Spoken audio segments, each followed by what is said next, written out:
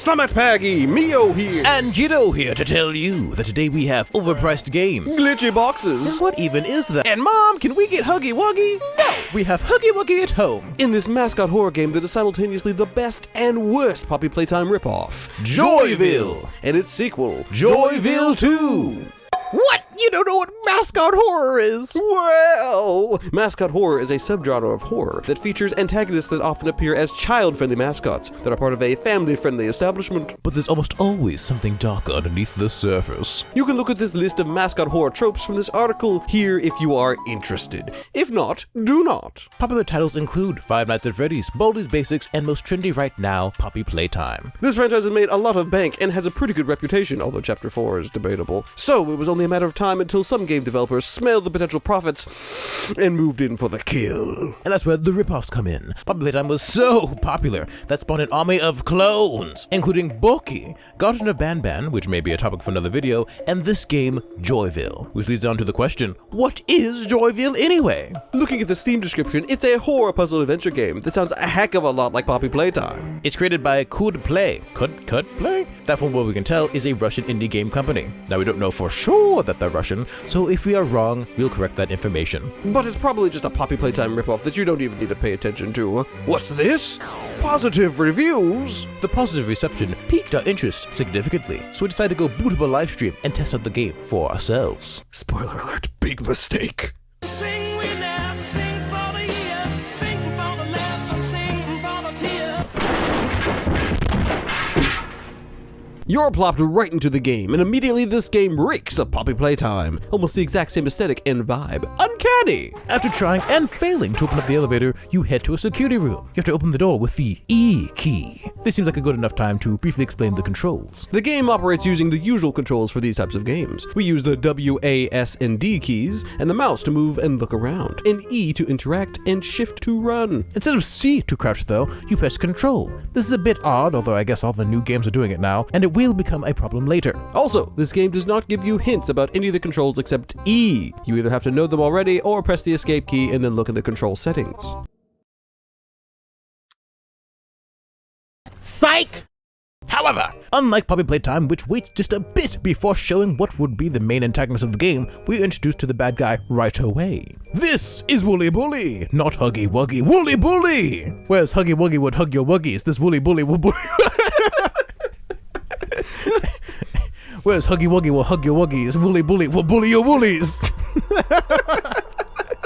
Now, if you ask me, the name Wooly Bully doesn't seem like a very kid-friendly mascot based on the name, and the sharp teeth aren't too inviting either. They're trying to copy Huggy Wuggy, but missing a few essential steps. Also, why the eyes in the mouth? Pretty shortly after this, BAM! There he is on the security room screen, and after you solve a rather easy, albeit somewhat contrived puzzle, and glitch out some boxes. Where the scary, says Bowzilla. Well, it's dark. Whoa. What? You want some more? Where'd he go? Yeah! The heck? What in the world? What did you do? Where'd it go?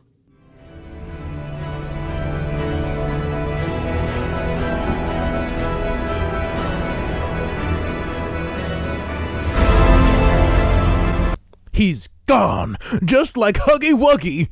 There's also a little bit of law in this area with a newspaper and a camcorder. Arrested. Harrison Vanderbilt, the founder of Joyville, was arrested. Shocking discovery at Joyville. Children have gone missing and we don't know what he did to them. Oh my word. This is crazy. Insane. Never heard a storyline like that before.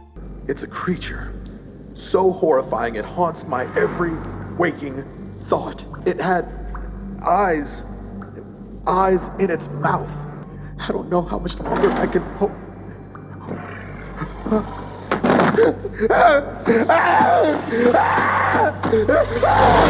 Then we see Bullybug in the flesh, and, well, he looks just like he did in the artwork. And he clips through the door. Quality! All that done, we head over to the elevator and go deeper underground. Or higher up, it's actually impossible to say. We're met with some closed doors, but don't you worry. We won't be able to open up any of them, except for one, which will get a teddy bear and some more L-O-R-E. My name is Ethan Jenkins. Nobody cares.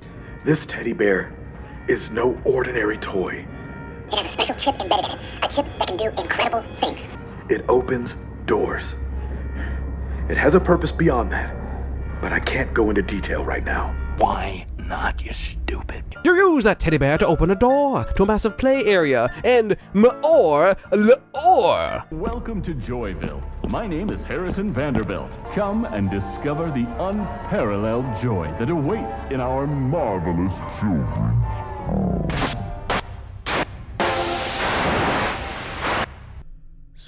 Despite this area of the game looking all fun and full of life, you can't actually interact with anything, except for this puzzle, which for some unknown reason unlocks this door. This puzzle itself first needs the bear and the ticket thingy that you might accidentally miss when you first walk through the door. I'm genuinely confused as to why this puzzle needs the bear to operate, but it's never really explained. The puzzle is easy enough to solve. You need to hit each color of the rainbow on the petals in their correct order. Not gonna lie, we were a little dumb during our first playthrough and it took us a while to figure it out. That may be on us. However, selecting the correct light blue was irritating.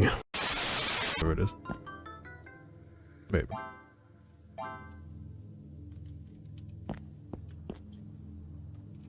Which one would that be? I think this one? I think so. Friends up. You stay away from me. Okay.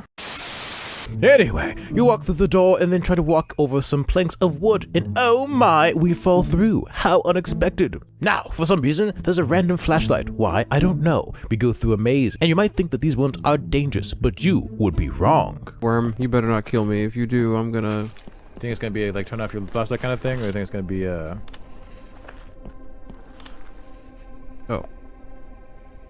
Do with that what you will. The next step is to charge the bear, and after stacking some dranky boxes, the game forces you to wait just shy of 40 seconds, 40 full seconds, for the bear to charge. What are you doing? What are you doing? Nothing. Me? Just hanging around. After walking past some more useless doors, we're back in the elevator and we get out and we see the word evil all over the walls and the ceiling and make our way back to the massive play area. But now the lights are off.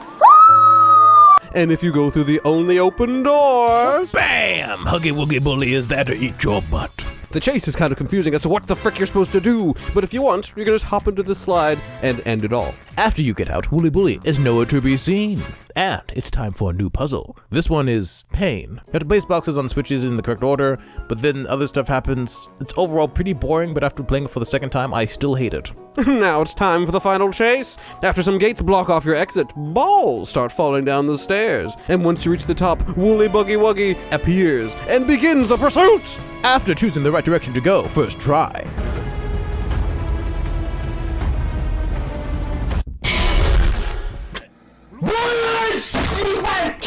You dive into whatever the subway type area is and you look at the walls that for some reason has the passcode for the thing right here, and then you go into the elevator. Problems with this chase? Despite all attempts, you can't mute the music, and the music is not very good. When you die, the numbers change each time, which isn't necessarily the worst thing ever, but the terminal that you're supposed to put the passcode into is very janky. It only works at a certain distance and will not work at all if you have the flashlight on. And you have to make sure that you do everything real quick because the developers made Woolly Buggy Bully way too fast. You'll only make maybe a couple of seconds of mistakes and then you're toast. Bully Bully Bully Bully then teleports several floors up and jumps on the elevator, causing us to fall. And then just like every other mascot horror game, the game ends in an elevator crash. Now that we've beaten the game, time to review! Compared to some other Poppy Playtime ripoffs, Joyville has a bit of quality to it. There are some decent shadows and shading, and it's 3D, which I suppose is a bonus? There was an attempt to make a decent game that looked good. It wasn't obviously lazy in the same way Bam Bam was back in the day. The mechanic used to unlock the doors isn't particularly unique, but we've never seen a game use a teddy bear before as a key, so neat. In short, the game does a pretty good job of mimicking Poppy Playtime, and does it in a way that won't allow them to be sued. As for the bad things, the game is just a sloppy Poppy Playtime clone. From the environment to the character designs and the premise, it's just a lower quality version. There really do be a lot of jank that could have been fixed, and more than anything else, this game is completely unscary and boring. The Huggy Wuggy event chase was pretty creative. Woolly Bully just shambles after you, but is boring, like the rest of the game. Actual walking simulator. The main reason the game isn't very scary is because we see Shaggy Baggy a little bit too much. In Poppy Playtime, we only see Scary Huggy at the very end. The timeline for this game is also very confusing. The camera guy doesn't seem to understand who Wooly Bully is, but then the marketing is all over the walls. I don't know, man. But hey, at least they made a game, right? Well, the most upsetting part of this is how much they sold it for. Poppy Playtime Chapter 1 was $4.99, and a lot of people thought that was a little bit too much, especially considering how short the game experience was. This game is $10 freaking dollars! That's insane! Indigo Puck was a better game for free. Poppy Playtime Chapter 1 is now free, and the second game is $10. Ban Chapter 1 is now free, although that's a worse game. And on sale! We bought FNAF Security Breach for only $20. But if the game wasn't a full-on snooze fest, then maybe the inflated price wouldn't be so bad. But right now, it's not beating the cash grab allegations. Overall, not impressed. After finishing the game for the second time, we were very tempted to try to get a refund. Now on to Joyville's sequel, appropriately named Joyville 2, and let's see if it improves anything. This game starts off with the bane of my existence, an unskippable cutscene. We finally get some backstory, which we were missing from the first game. Turns out we're looking for the sister, who presumably disappeared in the event in which all the employees and kids vanished.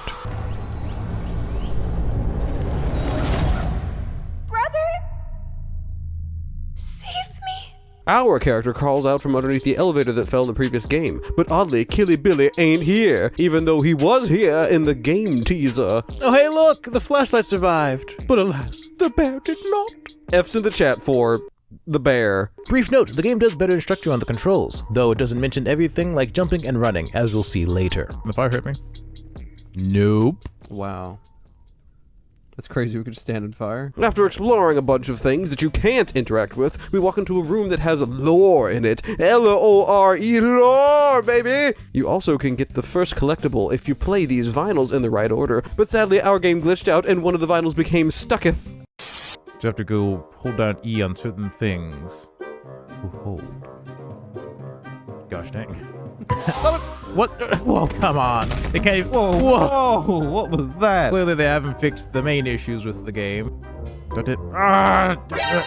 What? What? Well, I guess it's gone forever. Okay then. Can I take this thing off or what? It's like I'm fighting a. I'm constantly. Fighting. Where'd it go? Where'd it go? You sure you can't get the other one off? I don't know.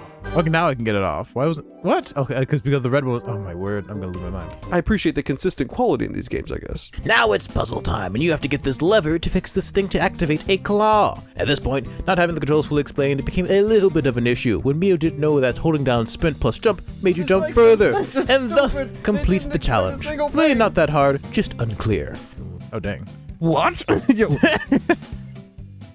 Okay then. Did you like sprint? Yeah, I was just sprint jumping. Okay, I was doing like precision. I didn't know you could sprint jump. I'm sorry, chat.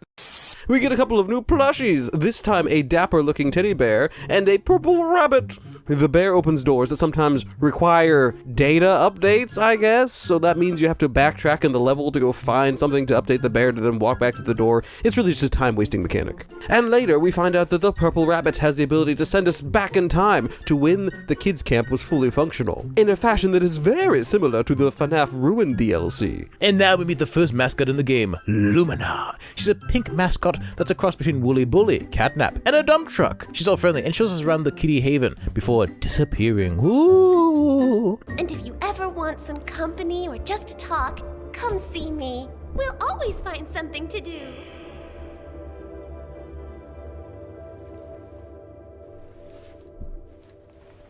I'm not sure how or why. I can't tell if this is a flashback that's all weird and dreamlike or it's actually going back in time, and I don't know if the game knows either. The first room we go into is the Joy Room, which includes a maze and more excessive walking. After using the rabbit to go back to the present, there's this little section where two evil worms pop out of the top vent and kill you no matter what, unless you aren't confused by the instructions and flash the worm with your flashlight. I'll assume it was a skill issue. Do not use... What? Oh, no flash photography is what I was trying to say. Okay. Oh. Ow. Oh. Oh, it's after you. What kind of jump scare is that? I don't know. After doing some stuff that isn't terribly interesting, you go to the cinema section, which has some mad ugly chairs, man. And despite being a cinema, you are in fact not able to watch any movies. So sad. After we're done a puzzling and a walking, we meet the second mascot, the Star. He's going to teach you how to get down and boogie, perhaps get jiggy with it, which means it's time to play Dance Dance Revolution. Follow me and don't be afraid to experiment. Dance is joy, it's freedom.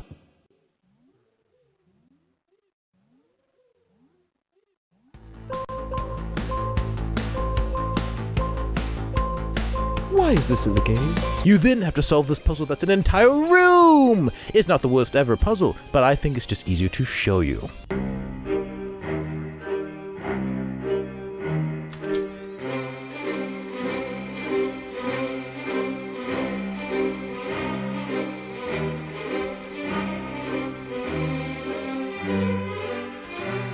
Then it's more walking in and backtracking in, and then we get to do some parkour. The goal, I think, is to jump from each trampoline and keep on bouncing higher and higher to reach these higher platforms while not falling into the pit of ball monsters below. But if you just boogie on over here, there's this trampoline which you can just hop on it until you get higher and higher and then you reach the top. And then there's this walkway you can use, but you can also just skip it by jumping over here. One short vent crawl later, and it's time to fight the first boss. The Star has clearly changed in character. He's no longer an encouraging buddy, but a mean bully, although not very woolly. And now we play Dance Dance Revolution, or die.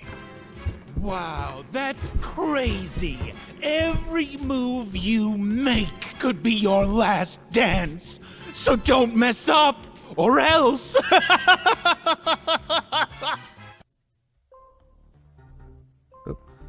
D-S-D. I give up. A-S.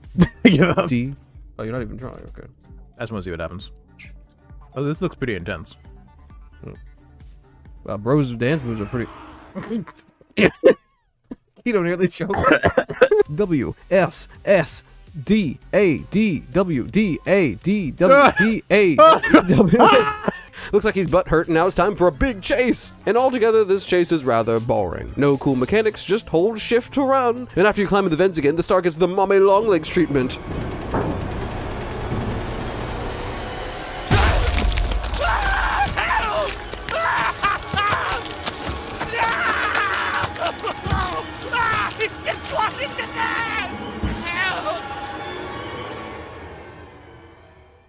Oof. The next section is the panic room. It has the only legit scary moments in the game. Cheap jump scares. You endure more walking with a little sprinklings of jump scares to ensure you don't get too bored. And finally, you meet the next mascot. Okay. Hey, what happens if you run into him? You really want to know? Yeah.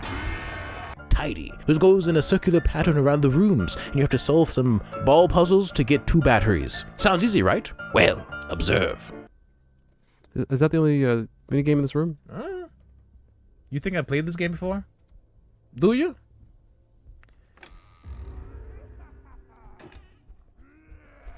Oh, he's right behind you, I think. Dang it, wrong way. What?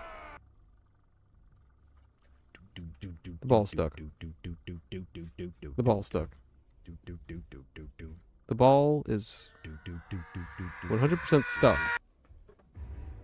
What? I'm done. Okay.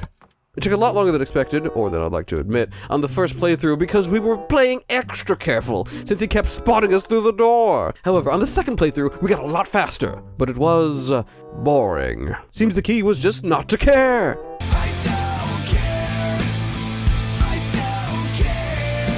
Then we meet Friendly Tidy in the past, who for some reason lives in the panic room despite being quite pleasant. And I just love the depths of the sea. And we go item hunting for him so we can receive a gift. The gift is, he opens the door. How lame. Also, Ocean Gate is canon in this universe, do not ask me why.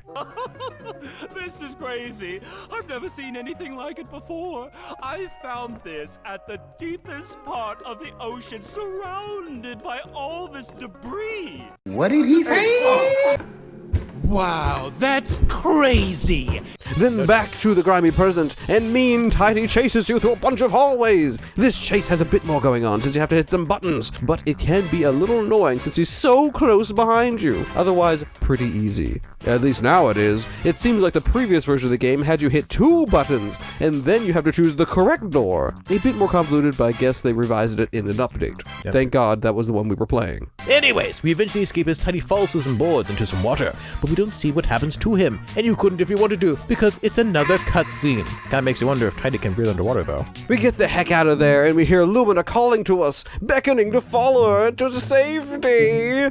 But first, we need to stop and get some more info from another radio. The mascots, intended to be symbols of light and protection, became reflections of the darkness he couldn't leave behind. They carried his ghosts, and he failed to see it until it was too late. Just so you know, these radios have been spread out throughout the entire game and explain all the lore. The creator of the park, Harrison Vanderbilt, had a bad childhood, which his sister, mom, and mentor all either neglected or manipulated him, or otherwise were real mean.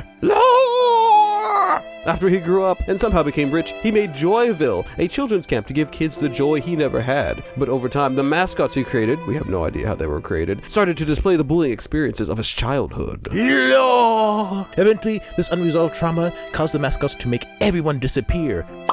Maybe, I don't actually know if everyone's dead or what, who knows. Perhaps there was an hour of Joyville. Back to the game. Hey, look, this jungle gym area sure looks like you should be able to ascend, maybe find a little secret, and physically, you should be able to make it, but they put an invisible wall there, because why wouldn't they? We follow Lumina's voice because we have no choice. But hark, it was a trap! Now she's gonna force us to play cat and mouse, her being the cat, while we are the mouse! But we can try to escape by hitting these 3 levers to open 3 doors, while we avoid Lumina skulking around in the tunnels. In the original release of the game, you had to locate Lumina's location by sound only, but in the update they added a glowing effect to the tunnel to show which pipe Lumina is in. Either option is fine, but the addition of the glowing pipe is probably a good idea, because before we noticed the glow, we tried using just sound, and it was very difficult, because her audio is very, very low.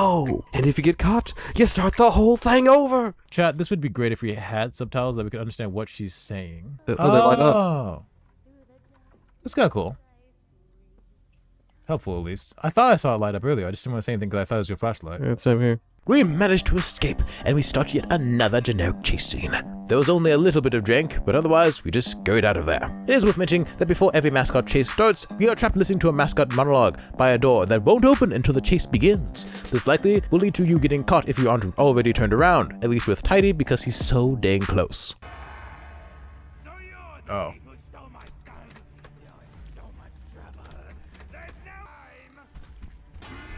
What kind of mechanic is that? Doesn't let you open up the door all of a sudden. Oh, you can open the door now, but it's too late, by the way. Afterward, we fall into some kind of facility thing? Could there be lore here? I don't know. This is where we have the final boss battle with Lumina. Presumably, she's getting tired because she keeps diving and rolling after us while we try to grab these green battery things. We put them into things on the wall to activate more things. Things do happen, such as things, or rather, flames shooting from the floor, which we thought we had to get Lumina to jump through so she could get damaged and we could move on to the next stage of the boss fight. As it turns out though, these flames can only damage us, and in fact, kill us instantly. This is the same for the rest of the changes that happen as we plug in the batteries during the boss fight. The electricity only hits us. The rocks only hit us. The steam. They may hurt us, I didn't notice. I'm locking in. Death counter 37, by the way, world record. Dang. There you go. Now it's the last one. There we go. Yippee!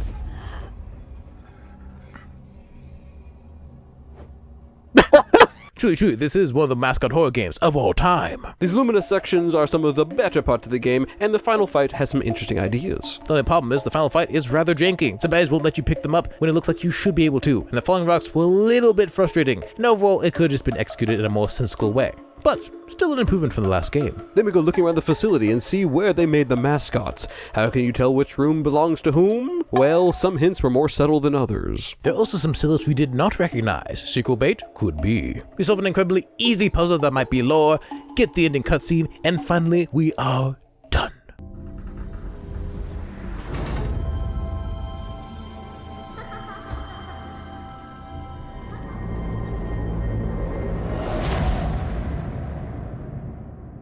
So, did Joyville 2 improve anything? Let's talk about the good stuff first. There overall seems to be an increase in quality, which is nice since they're only charging $2 more than the last game, which just shows how overpriced the first game was. With these improvements, I would say that they've reached an above average level for a mascot horror game. That's only because the mascot horror game genre is filled with garbage. The graphics are a massive step up from the last game, so pretty pog. And the enemies actually have personalities and improved character designs this time around, and the little boss battles are kind of interesting, if not flawed. The game's longer, so you get more of what you pay for. There are some contrived lore dumps in the game, but the story behind Joyville seems to be a bit more than the typical, they stuffed kids into suits. The collectibles are a nice touch, though I don't know if I can ever be bothered to get them all. And I guess there's technically more scary stuff in the game. As for the bad things, this is probably one of the most frustrating games we've ever played. Not just because it's janky as all get out, but because it's so boring. It doesn't run particularly well, possibly because of the improved graphic, but apparently it's even more unoptimized before they patched it. There's a lot of lag in some places, and at first we thought it was a potato PC, but when watching some other YouTubers playthroughs, like Darko, they had even more lag than we did.